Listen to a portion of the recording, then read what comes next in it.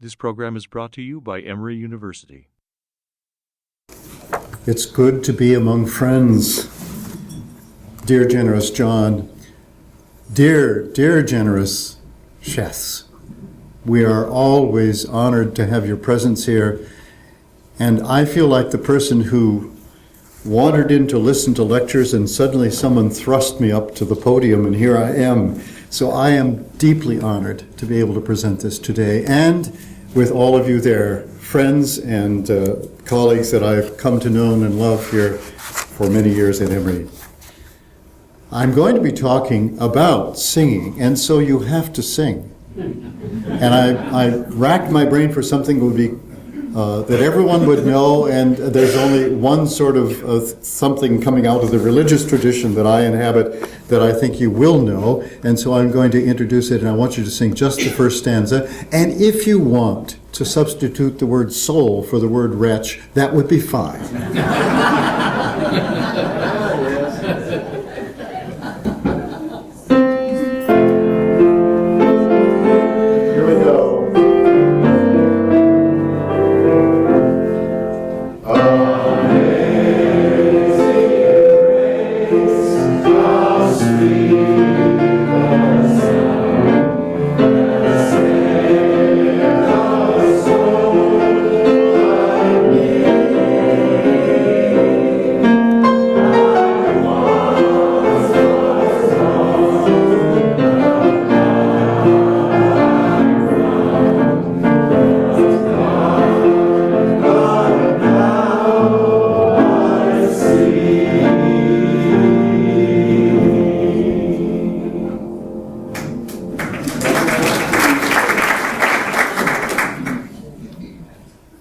If time permits, we may come back for another song toward the end.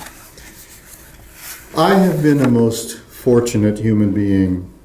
My father, already referred to in John's remarks, was a New York jazz musician and later a teacher of violin and clarinet.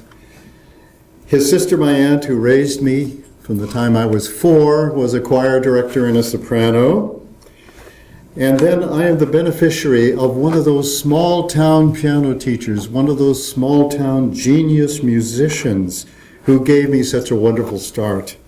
And I'll always be obligated to her for that. And later I directed a church choir and then came to Emory after some time in New Haven at that other smaller school on the north side of the country. And here have been able to make music as part of both my vocation, but also part of the joy of my growing.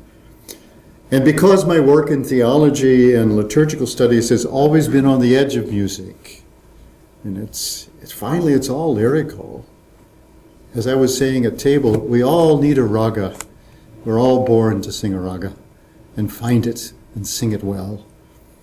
So since this has been part of the edge of my work and also in the center of my work, I thought today it appropriate that I would present a talk on music and well-being, music and health, and I've been asked to write an essay, which I have completed for this new volume in Religion and Health that Emory is putting together, a wonderful volume, and it'll be soon coming out within the next year. And as I grow into my next stage of life, more and more music and poetics begin to fill the space and the time and my scholarly work. And in growing, I found myself reading more and more on brain studies in music, more and more scientifically oriented materials that I never knew I would be reading, and those have contributed to what I want to say today. But also, I find myself thinking about the question of the genealogy of music making in communities. You just became, for one small teasing taste instant, a community of song. And that was familiar to most of you, perhaps some of you not. But you joined together in communal song. And the more I think of it, the more that seems to me to characterize what is profoundly human. But more than that, I think it's health-giving. I think it has to do with the well-being of humanity. Wherever a song is raised, there it seems to me We strike a chord that is at the center of what it is to be human. Shared song, shared words, shared cultural force. So one epigram over my talk today might be T.S. Eliot's line, music heard so deeply that you are the music while the music lasts. Or perhaps Gerard Manley Hopkins, more effluent. These things were here but the beholder wanting, which two, once they meet, the heart rears wings and half hurls off under our feet, hurls the earth off from under our feet. So I offer these remarks as some growing edges in my own work with singing practices, influenced more recently by the exposure to literature that's more scientifically oriented, the brain health.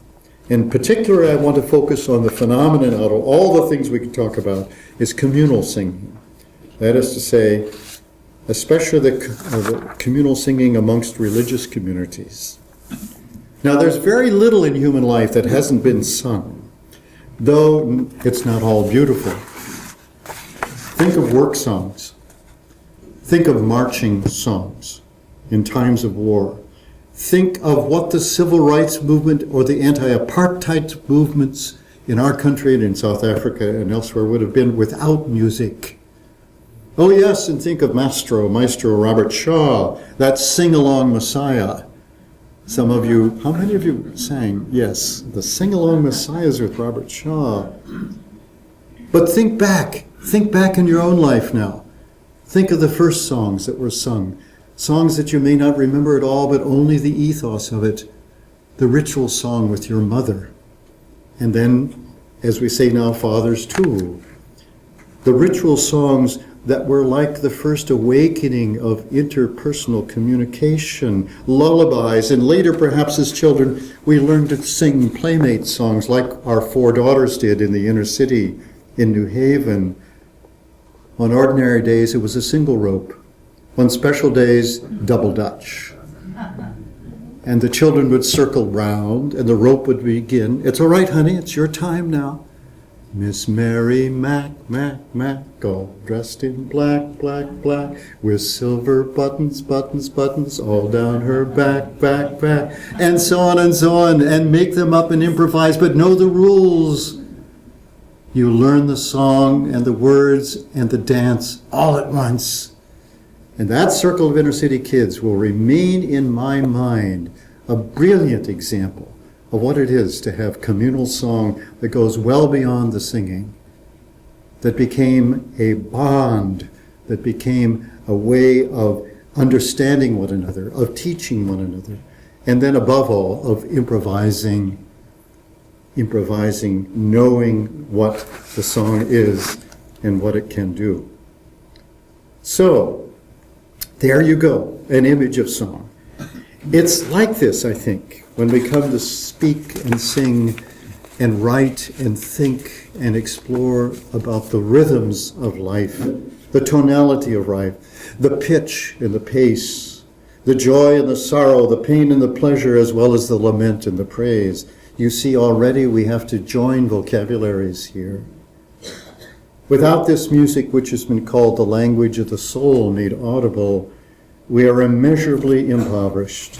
And in every culture, every time and place, every historical moment, human beings will come to flourish, come to courage, come to solidarity and sorrow in communal singing practices.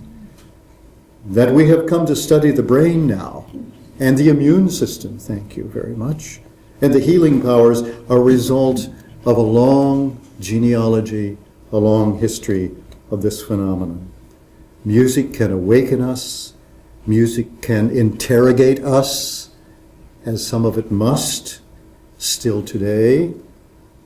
Music can reveal, and music can heal in its own way, in its own idiom, even if you aren't musical. So, tone-deaf people have been known to be healed by being on the edge of song with a community. So, the emotional power of music is well attended to. well attended to. In The Anatomy of Melancholy, Robert Burton observed that music, quote, is so powerful a thing that it ravishes the soul, the queen of the senses, by sweet pleasure, and 'tis not only human beings that are affected. All singing birds are much pleased with it, especially nightingales. He had a thing for nightingales, obviously. And bees amongst the rest. And bees are quite a community, aren't they? When they start to dance.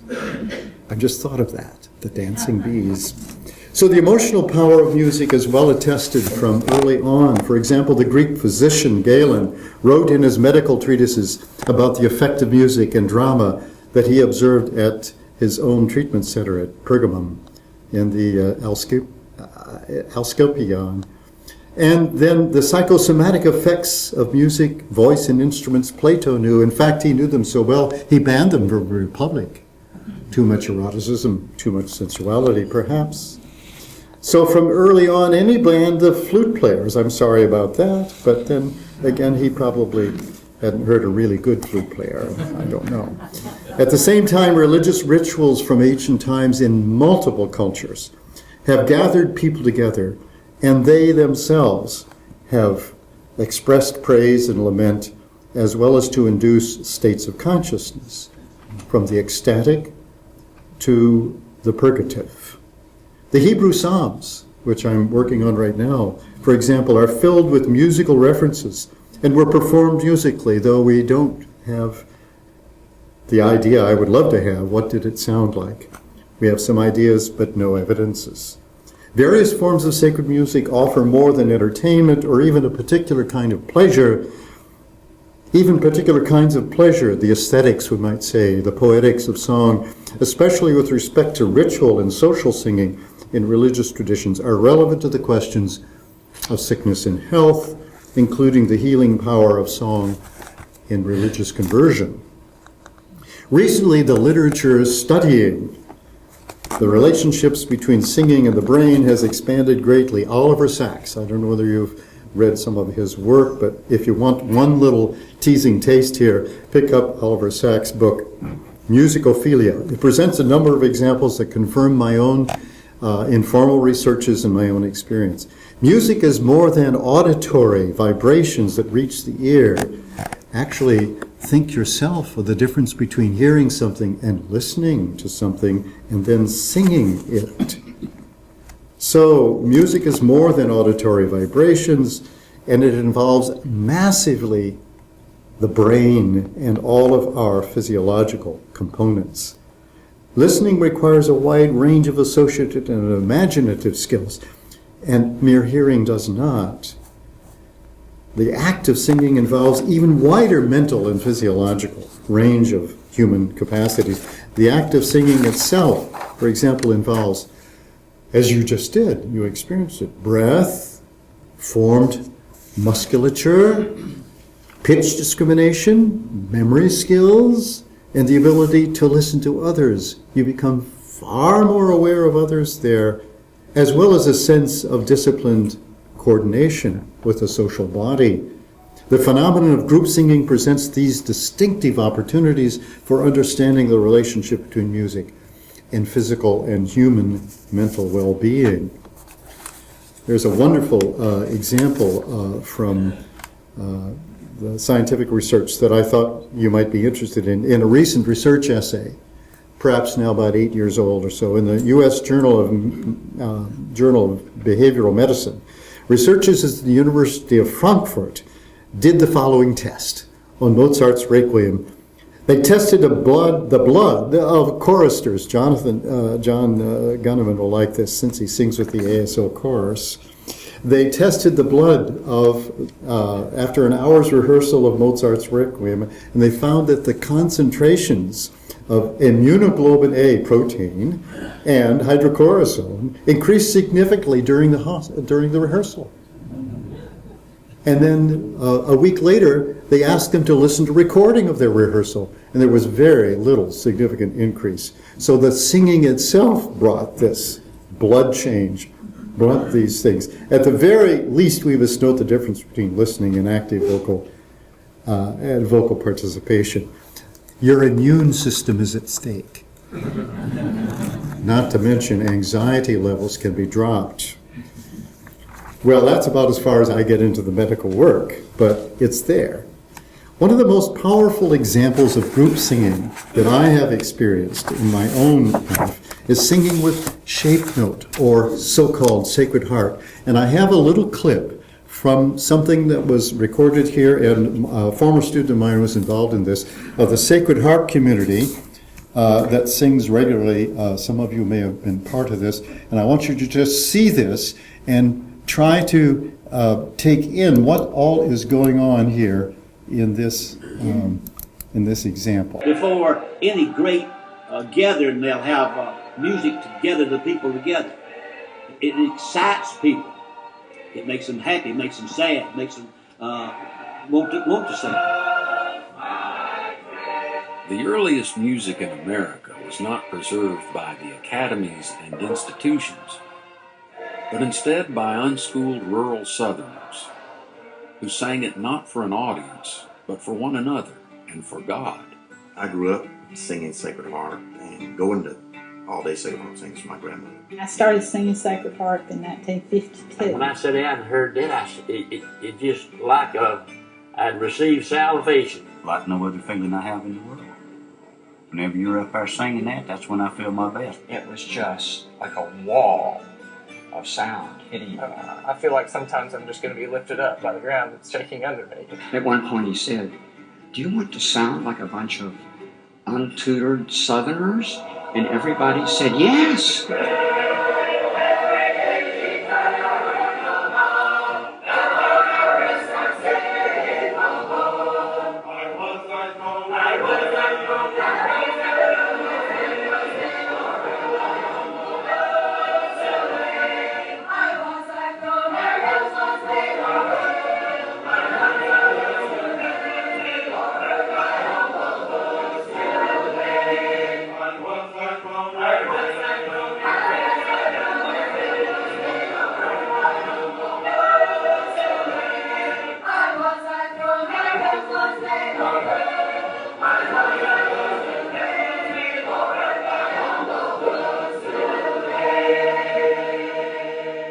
Song is one I'm singing. Well, we'll just leave that up there for now. Okay. This was a community I started to get to know about 12 years ago here in Georgia, and on one occasion there were 80 of us gathered in the Old Baptist Church for a whole day of singing, 6 hours of singing, with dinner on the grounds in between. We sang for 3 hours in the morning, stopped to eat, sang again for 3 hours into the afternoon. The sound, as you heard, is raw and boisterous. It's composed of 4 parts without any accompaniment whatsoever, only the sound of the voice. Divided into 4 sections, you saw them seated in a kind of a square with leaders getting up at various points and saying, "We'll sing such and such," and then you see the sound coming out of these people. The singing with force, especially the vigorous fuguing tunes that you heard a little bit there, were followed in this way that people began to invest themselves bodily in it. I found myself being lost. That wall of sound that was described is exactly what I experienced. Singing with force, I found myself lost in the sound. The harmonies weren't refined, the voices weren't refined, but the remarkable sense of physical solidarity and exhilaration. Sustaining such singing over many hours was at once demanding, and at the end you knew you had been someplace. The words from 18th and 19th century hymn text ranged from deep lament to ecstatic praise. The whole experience created a kind of collective shout, a deep human common lament. And these things became not only for me a paradigm of social and ritual occasion, they became something that people come back to, and I could see myself wanting to go back to experience again that encounter, that full body context for singing. So that's one local example. And I hope some of you will get to a shape note or Sacred Harp sing sometime and see if what I experienced is yours as well. But there's another interesting case that has received a lot of attention, and that's the famous case of a monastic community in France. documented by Dr. Alfred Tomatis in the book called The Conscious Ear. It's a fascinating counterpoint to this experience. Here's what happened. After Vatican II, the abbot of this particular monastic community streamlined the monks' daily singing. The pattern of song was too much. They had other things to do, so he wanted to make their day more efficient, eliminating some of the 8 sung prayer offices that the community had engaged in over much time. Well, interestingly enough, in a little while the monks experienced a fair amount of depression and actually some illness, and they began to sleep more and be late. The efforts of several physicians were called in, and medicines were administered. Fruitless. At last resort, Dr. Tomatis proposed that the monks had lost the source of order and well-being in the chanting of the 8 daily prayer offices. He reasoned that their bodies and minds were affected by the loss of the older chant forms and the distinctive rhythms of sung prayer. And so he ordered that these be restored. Yes, what you're thinking is true. Within a few weeks, the monks had regained energy and their vigor. Tomatis claimed that the regular rhythm of that communal song, its physical effort, and its rhythm throughout the day was a principal factor in their rejuvenation. Recovering those familiar patterns may have been important in those monks' return to health, but consider the distinctive features of chanting in a community: the breathing together, the somatic features of sound production, the reception in tune and heartbeat, the long vowel sounds in the Latin, the extended meditation on sacred texts, all of these resulting from practices of communal, monophonic singing, listening over days, weeks, months, and years, in the body, in the bones, in the blood. These features of chanting require direct psychological engagement and psychophysical engagement over time, and yet for Tomatis, the particular singing practice has both evident physiological and spiritual benefits. Now, in my own extensive, this is good, let's keep this up here.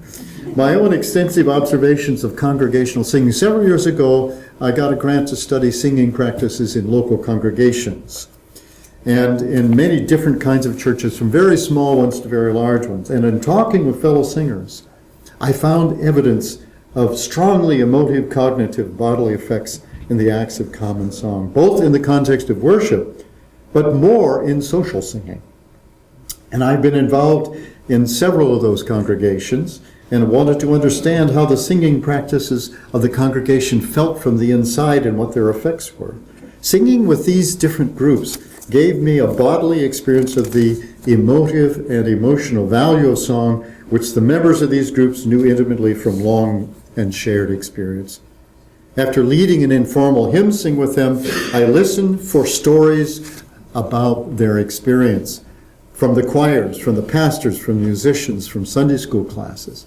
And one particular interesting interview I had was in the Holy City, that is to say, Charleston, South Carolina. We spoke first. I interviewed a women's Sunday school class. The average age was 84. Of course, it bore the wonderful name of the Young Women's Sunday School class. I spoke with them, and I asked them first, my question was, what are the children's songs? What are the childhood memory songs you have? And you can imagine, some of you, what they would say. Blessed Assurance, Amazing Grace, How Great Thou Art. When I asked about those hymns, these women, in an unexpected way, began to say, "Oh, I remember my grandmother's voice when we sing that.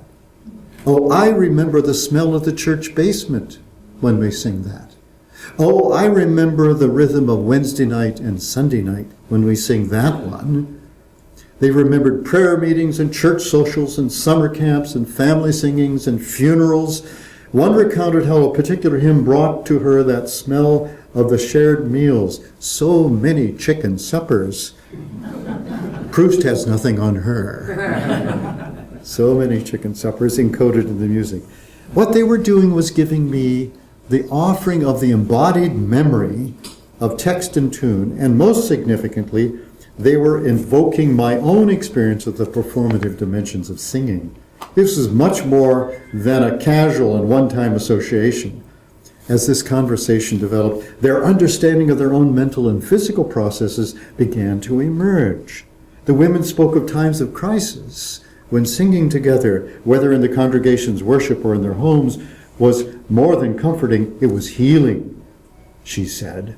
One group gathered around a hospital bed of a fellow church member who was in acute pain. The friend, according to the women's description, was disturbed by the fact that 4 of them crowded into a room, and together the visitors and the patients finally began to sing familiar hymns. To the surprise of the patient, as well as the attending nurse, after a period of 10 minutes, the pain had gradually diminished.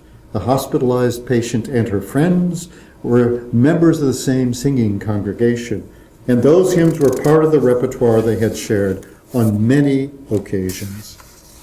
Both the actual sonic experience and the deep associative memory work together at a bodily level to change the patient, to change the women in attendance. And pastoral experience in several churches has yielded similar stories to the power of that shared singing. More stories confirm my own experience of the dynamics of shared sound. Following one case of an informal hymn sing in Georgia here, several congregational members shared accounts of long-term practices. An 85-year-old man spoke of how, when he sang in the choir on Wednesday night practices and Sunday morning worship, his Parkinson's disease symptoms were sometimes, he said, I think they just were overruled, he said. My disease hasn't gone away, but when we sing, I don't understand it, he said. My hands stop shaking and I don't feel strange. A middle-aged woman spoke of how singing Amazing Grace alleviated her chronic arthritic pain over time. Another person told me that singing with the community was a significant part of a recovery from an abusive relationship. These reports were added to the general descriptions of how certain hymns, certain songs, known by heart or recently learned, allowed the singers to enter into the joy and pathos of the poetry and the words, or as one person put it, when we sing the spirituals, especially songs like Sometimes I Feel Like a Motherless Child, I am expressing in a healing way my own traumatic history. We should not take this for granted, this character of these group song reports. In one of the churches, I was told about a family whose father had slipped into dementia after one of the daughters had gone off to college. Her second Christmas holiday home from school, she requested they all go to the church like they used to do. The mother said, no, your father is in bad shape. He will be confused. He will even be disruptive when we get there. You don't want to do this. She insisted. They did go. And as the mother said, he was disoriented. He was nervous until the doxology. And then her father stood up and sang at the top of his voice in perfect pitch every word, praise God from whom all blessings flow. Suddenly, for one brief shining moment, he was there, fully. And the melodious voice the family had not heard for several years was there. The power of song he had learned from childhood brought him back to his surroundings. If only for that moment, he was able to stay through the remainder of the worship service, even singing part of the concluding hymn at the end. There's another video I don't have time for here, but if you ever have a chance to look it up on YouTube. It's called Alive Inside. It's Oliver Sacks' work with persons who have suffered deep dementia. And when they start playing songs that they had sung with others, in this particular case of Henry, songs that he had learned, which were more popular songs, suddenly he came to life. These bodily effects must play into our understanding of the embodied power of congregational singing and group singing in cultural contexts. Even outside of singing in the context of worship services designed for healing, and there are many of these now, anointing or the laying on of hands, some hymns have the effect of focusing attention on religious symbolism and teachings that might over the long run affect mind and body.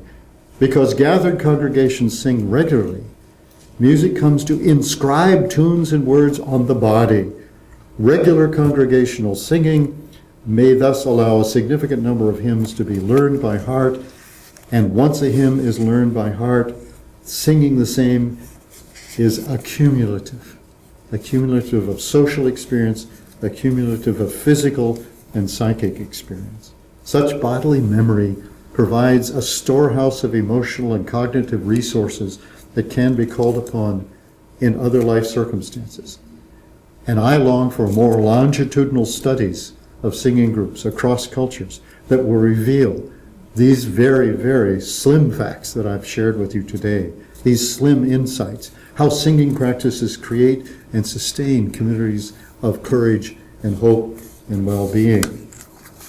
Certainly, the physician Galen, as well as Plato, knew something we cannot neglect in the contemporary studies of human health. From my own experience as a singer and a director of singing, I have seen convincing evidence of the health-giving benefits of this shared practice.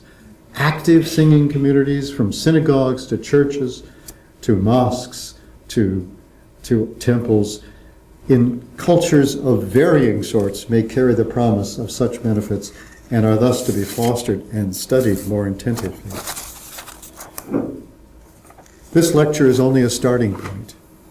It's only something that's on the edge of what I'd like to do more and like to involve other colleagues in.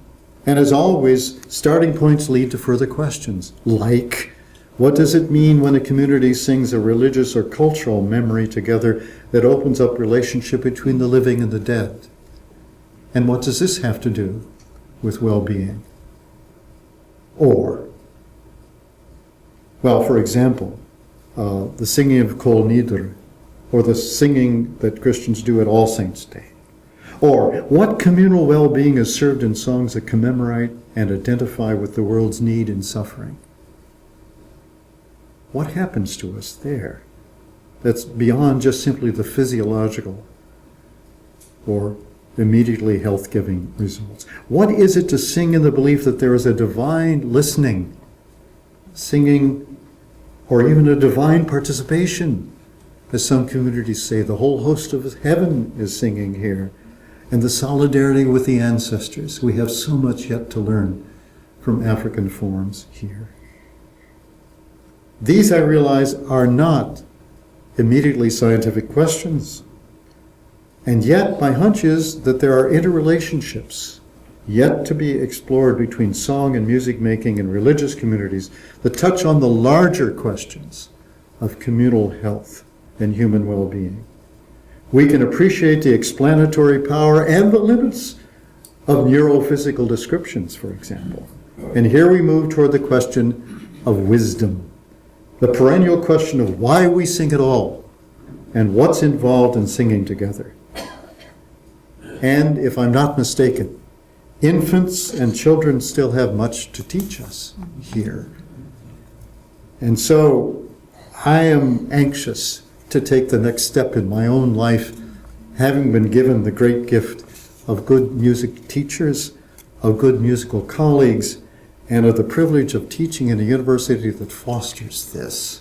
And now in the Emeritus College, a place where I think this conversation can continue fruitfully. Thank you very much.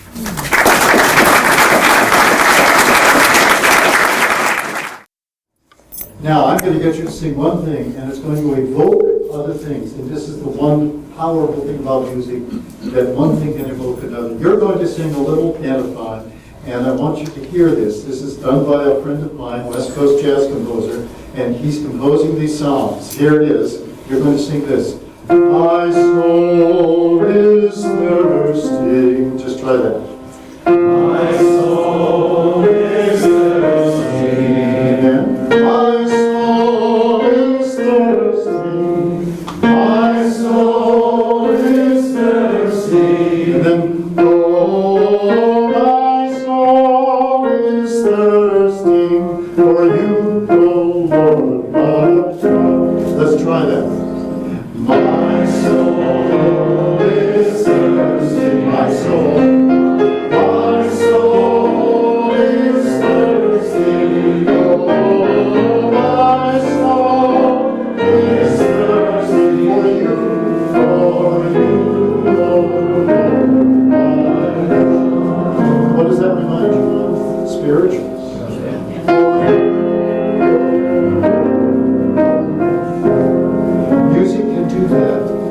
bring in multiple associations and so on. I, for one, am very glad that there are composers like this composing religious texts that can evoke enormous cross-cultural influence. So let's try that once more and you can go home with it.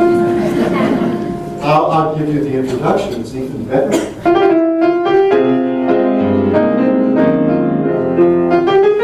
All right, here we go. My soul is thirsty. My soul is thirsty. My soul is thirsty. Oh, oh, oh, oh. My soul is thirsty for you,